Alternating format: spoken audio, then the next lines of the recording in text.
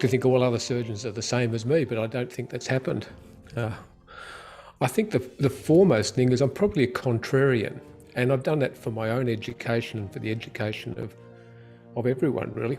When someone says black, it's, I'll often say white, and whether or not you actually agree with someone, you often find out that our own arguments are fairly shallow based, and so are our colleagues. So the moment you actually challenge someone, sometimes people find that a threat, but to actually challenge them and actually find out how solid that ground on is actually, is critical to thinking, but not just in medicine, but in surgery, life and everything. So if you get an email from me, you'll see at the bottom of it, it's got, science evolves by being challenged, not by being followed. That's a scientific method. In recent years, or maybe the last 15 or 20 years, I've actually recognised the role of what it means to be a doctor. And in Latin, and a lot of doctors actually don't know the Latin meaning of doctor, but it is to teach. It's not to care for, it's not to operate, it's not to make money, it is to teach. And the moment you actually start understanding that, not just for your students and registrars and colleagues, but actually that your role is to teach, then all of a sudden my practice changed dramatically. I became not more caring, but I became more conservative. I looked at the conservative options in management and what patients can do to make themselves better, not just for the acute situation, but as a preoperative scenario for looking at medium and long-term outcomes. So 30 years ago, when I wouldn't operate on smokers, elective major surgery, and people said, you can't do that. And I said, well, actually, there's enough evidence there. And I've taken my very public stand on nutrition and obesity. And I think I was one of the first surgeons in Australia and New Zealand to not operate on people who are morbidly obese when it comes to elective joint replacement. And there are measures that we can do to actually educate our patients rather than just sending them off to, okay, go and lose weight or go out and exercise more or try this tablet. We can actually become a lot more hands-on. For me, that education of my patients came at a price because I started talking about nutrition, became quite high profile in that internationally, and the perils of too much sugar processed food. But more importantly, that actually really changed my practice. And I think I became far more fulfilled as a surgeon by not following the traditional path of, you come in and complain and we're going to operate. And so in that teaching role, I've actually looked at how we've actually become medically educated. And I know this is a long answer, but when you realise that as far back as 1910, the Flexner Report, which was put together by Carnegie and Rockefeller, but the Flexner Report took us away from holistic health, away to the model that we currently practice, which is to operate and to medicate. And when I came across all this work, it's made me a lot better as a doctor now to actually say, we should be educating our patients, looking at the root cause. And I think that, one of the tragedies of surgery is that we tend to jump to the knife, probably a little bit earlier than we should. But maybe that's something that comes with age, because I can remember my bosses, my senior consultants, being a lot more conservative as the years went by, and I think I've just travelled the same path.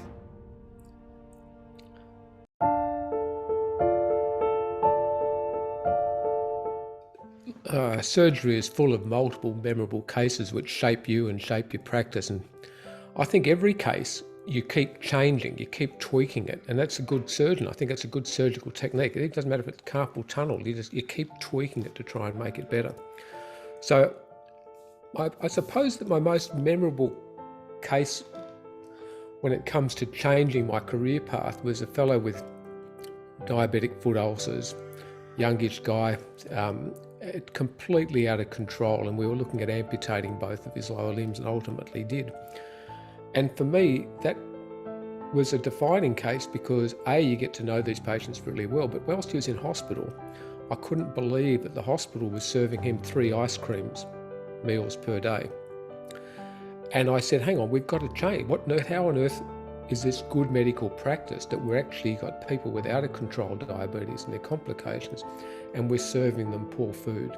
Not poor food, but lousy food, which is clearly making their situation worse. So he was a catalyst for my career of the last 10 years. is winning this nutrition hat. I come back to it, but I'd always been talking about the conservative management and the patient care, but that patient, you get to know them really well. You become part of their life because you're seeing them every day, if not week, and certainly every month and over years. But to see that the system is not geared to making people healthier. We have a sickness industry rather than a health system. And I use that term because I think that's, once you see it, you can't unsee it. And so when we're actually part of this churning wheel mechanism, then it's time to start working out how to change that. We have an incredibly privileged existence as surgeons that we can actually care for people with our hands rather than just a prescription. We can do an enormous amount of stuff and change people's lives with our hands. But to change someone's life with how you've taught them, whether or not it's, again, registrar, patient, whatever, I actually think that's the cream on the pie when it comes to our life as surgeons, as teachers. And so that when you get an idea, when you see it, you'll never unsee it. And I wear that hat on multiple things, and I think that's that's one memorable clinical case, but it changed my life.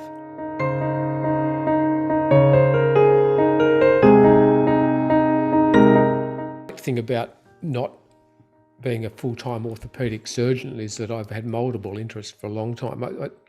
My greatest ones have always been, and it remains so, is family. I'm now a grandfather, and that is just cool, spending time with your grandkids and teaching them stuff.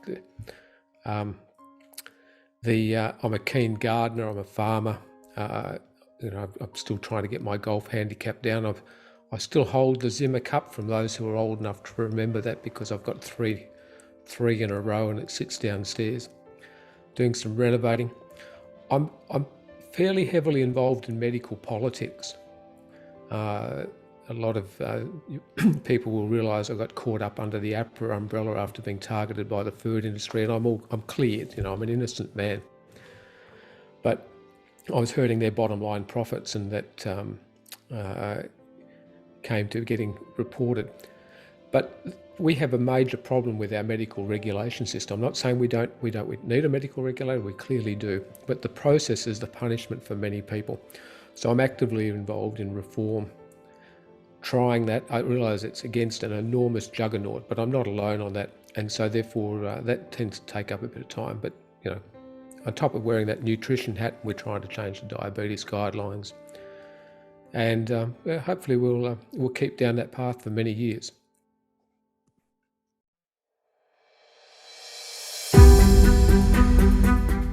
But the biggest, it's really simple. Stay happily married. Because when you've got a solid home, you've got a solid base to go forward into life, into your career, into surgery. And there are multiple times that my wife recognised, you're on call, after hours, you're called out to some multi-trauma you don't get at home to that night. That if you've got to, and I'd often say, look, I'd love to be at home, but I am the only surgeon around. We are operating all night, and I love you dearly. Remind them that you love them dearly, and spend quality time. And I see that somehow or other, too many surgeons get separated, divorced over time. Just work hard at it, everyone. Just work hard, because that's your mainstay. That's a pretty simple answer. Got nothing to do with surgery, it's all to do with life.